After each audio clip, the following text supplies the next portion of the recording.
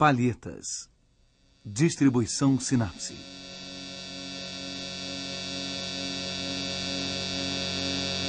No canto de uma sala, perto de uma janela com vidros pequenos, um homem se inclina na direção de um globo celeste. Na sua frente, um tapete, livros, instrumentos científicos. No fundo, um quadro, um armário, outros livros. A textura da luz. O astrônomo. Johannes Vermeer. Museu do Louvre, Paris.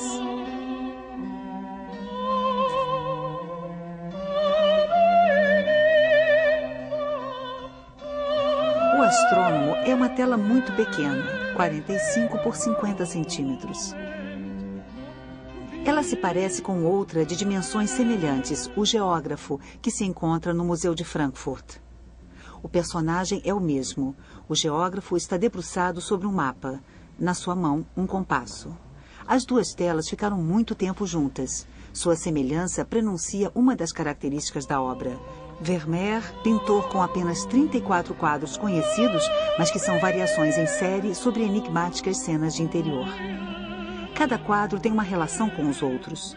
Para compreender o astrônomo, é necessário entender todo o conjunto. 3 obras de sua juventude. Alcoviteira, Vermeer tinha 24 anos e era influenciado por Rembrandt. O Descanso de Diana e Cristo na Casa de Marta e Maria. Depois, Soldado e Moça Sorrindo, A Jovem Adormecida, A Leitora na Janela. A Leiteira. Mulher na Janela. Dama bebendo com um cavalheiro. Dama com 2 cavalheiros. O Colar de Pérolas. Mulher e a Balança. A Leitora de Azul. Concerto para 3 pessoas. Aula de música. Aula de música interrompida. Jovem com véu. Jovem com chapéu vermelho. A autoria de Vermeer é contestada. Jovem com turbante. A rendeira. A tocadora de violão. A tocadora de alaúde.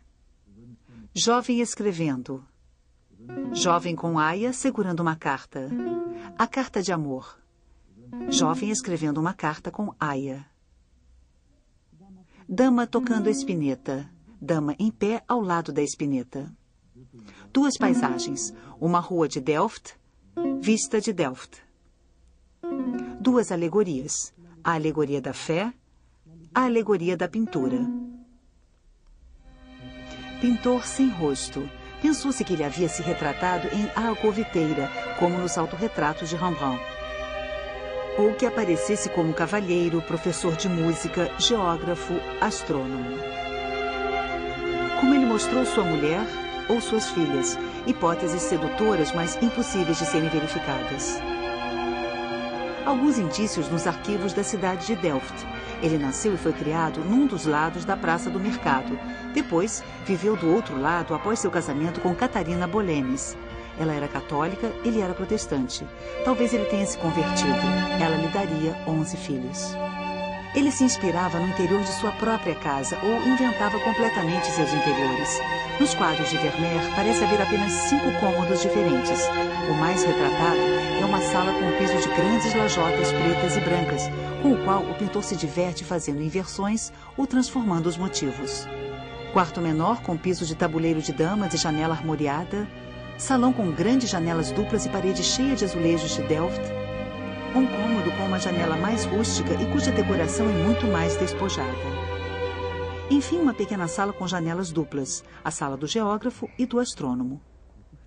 A maior parte das cenas de interior se situa em um canto. À esquerda, as janelas e a luz. Ao fundo, uma parede paralela ao plano do quadro. Às vezes, vemos o sol e uma parte do teto, nunca o exterior. As proporções desses cômodos e as perspectivas são tão precisas que um estudioso pôde fazer os cálculos e concluir que Vermeer trabalhava sentado, muito perto do objeto pintado, com os olhos a cerca de 1,10 m do solo. O mesmo estudioso concluiu que o pintor devia medir entre 1,65 m e 1,70 m de altura. A partir das informações contidas apenas em O Astrônomo, foi possível reconstituir exatamente o cenário e verificar a fidelidade das luzes, das sombras e das proporções. Para passar do cenário de O Astrônomo ao de O Geógrafo, basta mudar o eixo da câmera e a iluminação. Em uma tela e outra, encontramos os mesmos objetos: a jarra, a cadeira com cabeças de leão, a viola de gamba.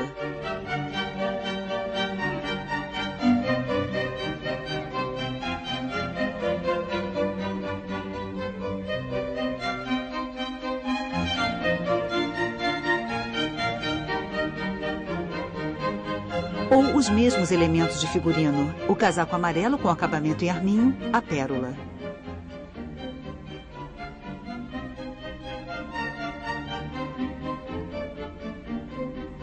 Muitas vezes encontramos mapas nas paredes. Todos são mapas autênticos vendidos na época, com os quais os holandeses gostavam de decorar suas casas. Eles existem ainda hoje em diversas bibliotecas da Europa e da América. Outro objeto frequente é o quadro dentro do quadro.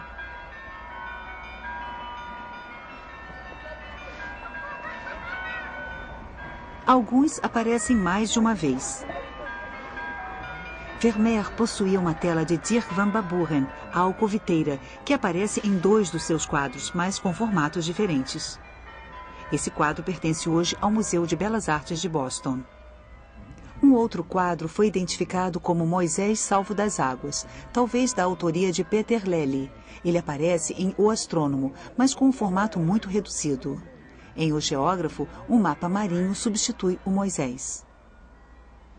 Em O Astrônomo, todos os outros objetos têm um papel preciso. Uma janela com vidros pequenos.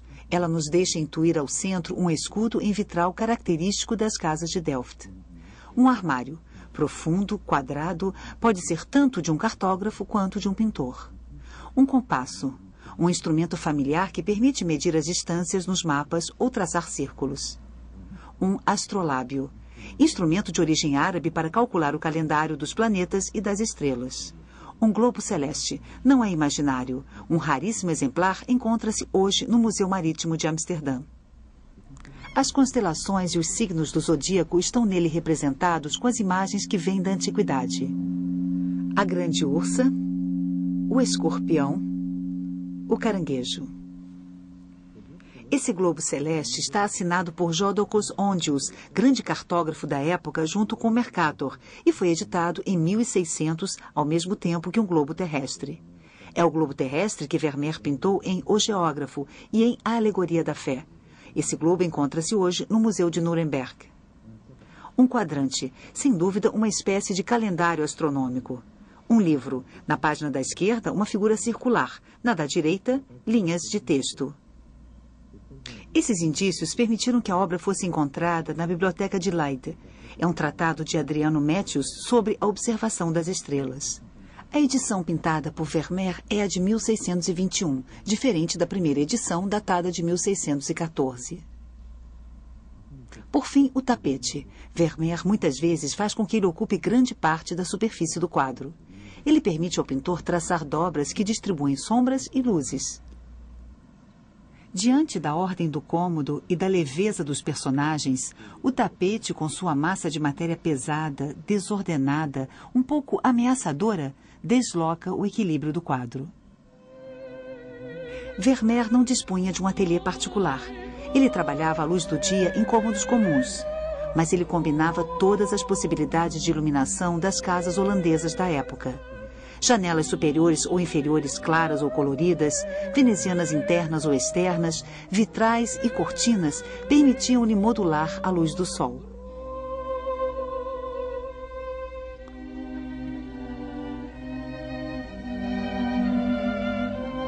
Cada cômodo se torna uma espécie de armadilha de luz.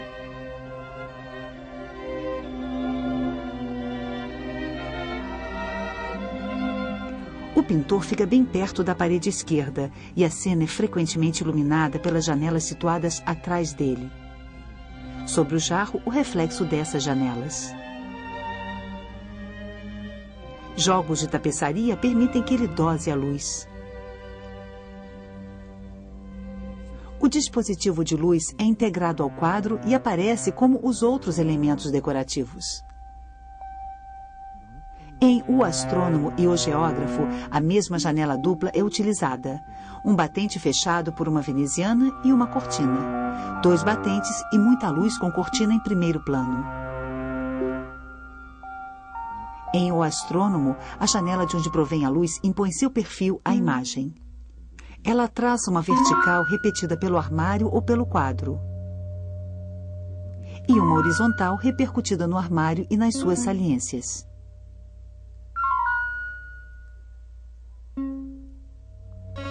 A janela e o quadro cortados pela moldura induzem tensões em direção ao exterior. A direção da luz provoca um sistema de sombras ligeiramente deslocado em relação à diagonal. O centro do quadro se confunde com o ponto de fuga das perspectivas.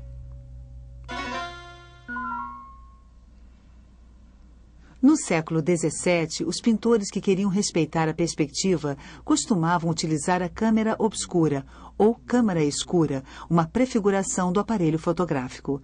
A máquina se tornará cada vez mais complexa. A câmara escura era uma caixa dotada na frente de uma objetiva composta por uma ou várias lentes e atrás de uma placa de vidro polido. Um dispositivo em forma de fole permitia fazer um foco aproximativo. A imagem obtida era invertida horizontal e verticalmente. Graças a um espelho, era possível colocar a imagem de cabeça para cima. Ela era então corrigida verticalmente, mas continuava invertida horizontalmente. Bastava traçar as linhas principais da imagem para colocar os volumes, as linhas e as perspectivas no lugar. Será que a estranheza das imagens de Vermeer deriva dessa visão fotográfica prematura? Primeiro indício, a visão em planos. Aqui o tamanho do homem é muito maior do que o da jovem. Um efeito que podemos observar com as lentes fotográficas de curta distância focal quando estamos próximos do objeto. Nos quadros de Vermeer, os objetos dos primeiros planos assumem grande importância. Segundo indício, objetos desfocados. A noção de profundidade de campo tornou-se posteriormente familiar graças à fotografia e ao cinema. Se o foco está nas frutas do primeiro plano, os vidros e a parede do fundo estão fora de foco. Se o foco está no segundo plano, o primeiro plano, por sua vez, se torna desfocado. Enfim, se o foco está na parede ao fundo, o primeiro e o segundo planos ficam desfocados. Em A Leiteira, os primeiros planos são ligeiramente desfocados, enquanto podemos ver até as menores marcas deixadas pelos pregos na parede ao fundo. Podemos dizer, portanto, que Vermeer pintava fora de foco. De fato, se analisarmos os quadros de alguns de seus contemporâneos, podemos observar uma busca de realismo absoluto, um contorno preciso, uma iluminação muitas vezes codificada. Para Vermeer, ao contrário, o objetivo era representar a impressão de um dado instante. O contorno tinha menos importância. Terceiro indício, o rigor da perspectiva. A perspectiva central é característica da visão fotográfica. Muitas vezes, quando a perspectiva provocava diminuição de proporções, os pintores trapaceavam. Vermeer aceitava totalmente a diminuição das proporções do braço da leiteira, da mão do pintor, da mão do geógrafo, ou ainda os excessos de luz que suprimem a aresta do nariz da jovem com véu ou da jovem com pérolas. Quarto indício, o pontilhismo. Se variamos o foco de uma lente, os reflexos brilhantes se espalham e acabam produzindo halos circulares ou círculos de confusão. Em vários quadros de Vermeer, no lugar exato onde os objetos estão desfocados, aparecem inúmeros pontos brilhantes.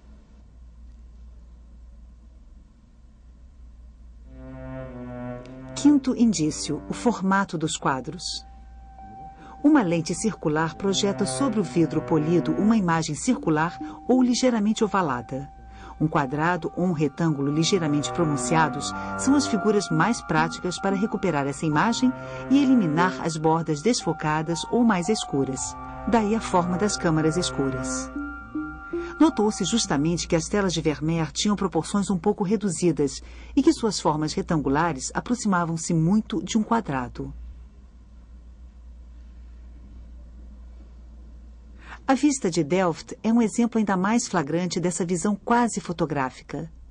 A cidade é vista a partir do sul. No centro, as portas de Schiedam e de Roterdã. O relógio da primeira porta marca 7h10. O sol baixo ilumina o leste dos telhados. É manhã. A riqueza de detalhes e a luz são ainda mais surpreendentes porque, naquela época, os pintores nunca pintavam ao ar livre. Podemos encontrar o lugar preciso onde Vermeer pintou. A margem do rio. A paisagem vista bem do alto. Agora, essa margem é plana. Vermeer pôde se instalar no andar superior de uma das casas de lá e utilizar um dispositivo de câmara escura mais complexo, talvez igual ao que usavam os astrônomos para observar a imagem do Sol. Ele talvez tenha podido assim desenhar os contornos de sua paisagem e inserir certos detalhes.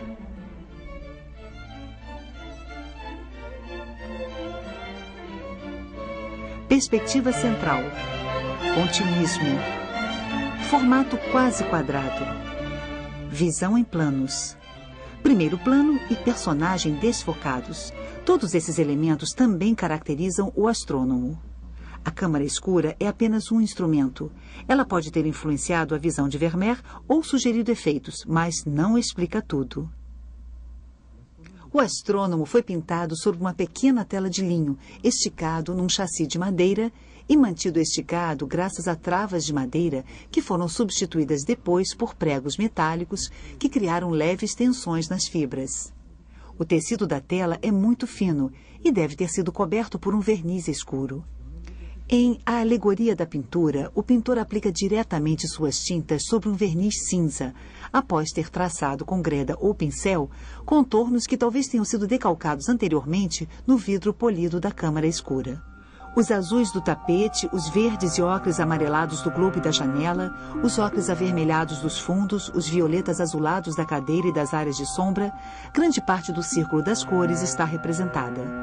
Os pigmentos de Vermeer são clássicos. Amarelos são sulfeto de arsênico, verdes são malaquita, o branco é cerusita, o ocre amarelado e o ocre avermelhado são cinabre. Um dos pigmentos preferidos do pintor era o azul ultramarino tirado do lápis lazuli. Ele aparece muito em todos os quadros e serve de base para todas as sombras. Vermeer não usava preto. Ele o obtinha misturando marrom e azul ultramarino. E costumava preparar seus verdes misturando azul com amarelo claro vegetal, provavelmente obtido da decocção de flores amarelas. Este verde envelheceu mal. O pigmento vegetal amarelo se degradou. As árvores de vista de Delft tornaram-se azuis, como os loureiros do modelo e do quadro em A Alegoria da Pintura. A roupa do astrônomo tem uma cor imprecisa entre o verde e o azul, e é possível que o mesmo fenômeno tenha acontecido. O personagem do astrônomo foi bem escolhido. Vermeer explorou matéria e luz com um rigor comparável ao de um sábio da época, como Newton. Até então, os pintores representavam as sombras com nuances de preto ou marrom. Vermeer foi um dos primeiros a levar em conta suas cores e a usar o degradê. Em A Leiteira, um minúsculo pedaço de vidro quebrado deixa passar um raio da luz do sol que a janela filtra e torna azulada. Essa atenção minuciosa com a luz é ainda mais evidente no tratamento dos reflexos. Reflexos das roupas sobre a pele dos personagens, reflexo dos personagens nas janelas e espelhos. Os reflexos organizam todos os espaços e modelos de um rosto.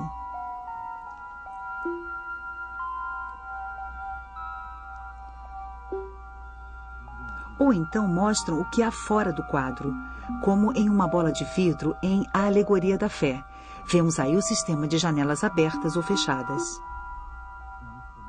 Em O Astrônomo, um reflexo de apenas 2 milímetros de largura mostra o resto do cômodo, tendo como fundo uma janela. Enfim, o reflexo se reduz a uma espécie de átomo de luz com a técnica pontilhista. Inspirados talvez pelos círculos de confusão das lentes ópticas, os pontos proliferam em vários quadros. Seus pequenos relevos de cor mais clara, depositados na ponta do pincel, distribuem luz por todos os lados, aumentando ainda mais o seu brilho. Telhas irregulares de um telhado ensolarado, reflexos da água sobre les bordages d'une coque, grãos brilhantes da casca do pão, consistência cremosa do leite, a trama das fibras têxteis, cabelos louros anacarados. As texturas das coisas são assim reveladas pela capacidade da matéria de produzir esses minúsculos grãos de luz. Todos esses tipos de pinceladas se unem em O Astrônomo. Pinceladas médias e leves, grandes superfícies planas de cor, pinceladas muito finas e, enfim, pontilhados.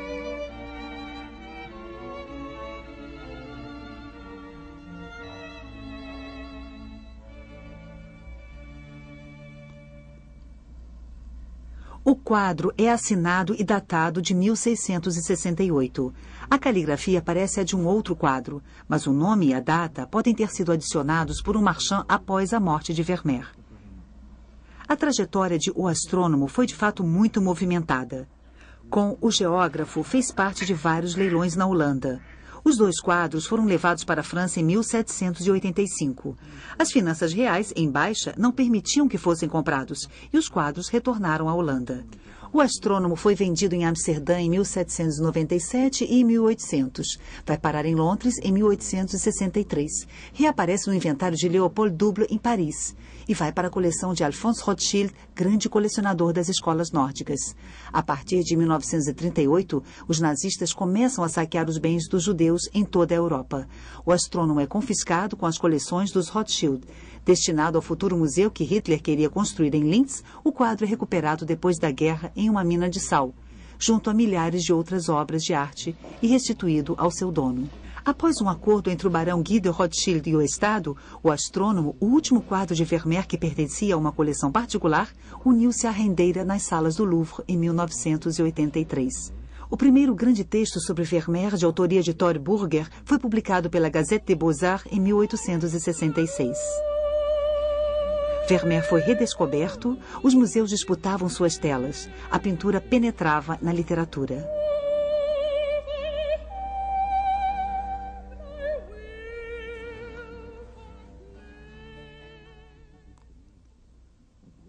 Um globo sobre uma mesa, uma janela que ilumina um cômodo. Um homem que se inclina. A cena parece clara. O astrônomo levantou-se ligeiramente de sua cadeira para girar o globo celeste e verificar um dado de seu livro. Da mesma forma, o geógrafo, debruçado sobre um mapa, suspende seu gesto, levanta por um instante os olhos e parece pensar.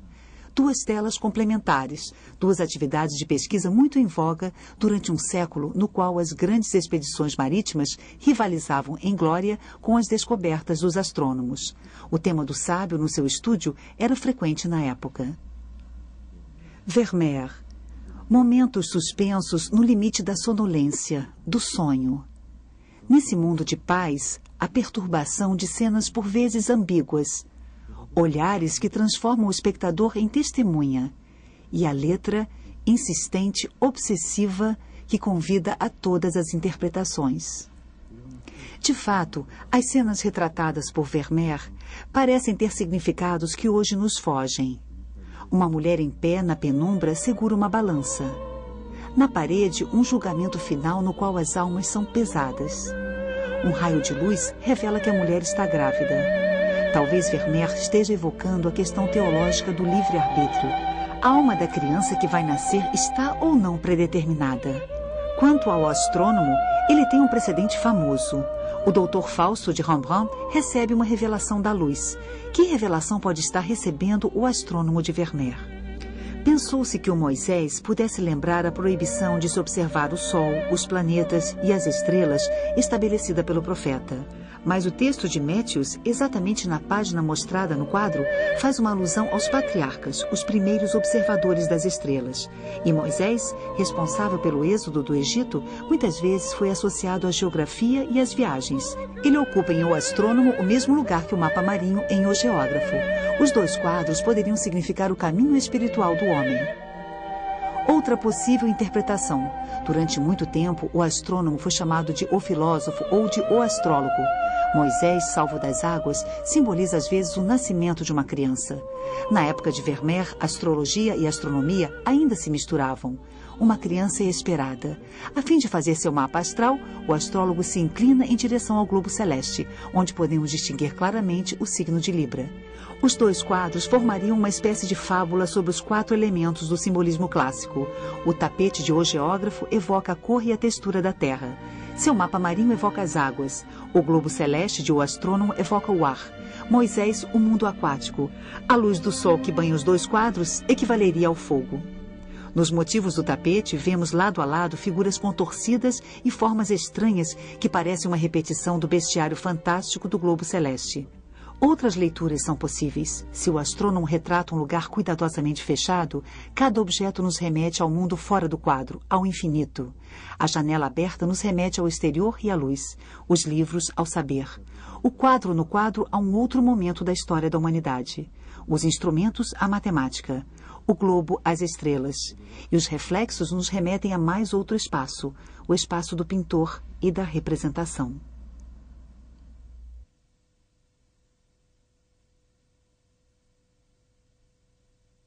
Versão brasileira Audio News.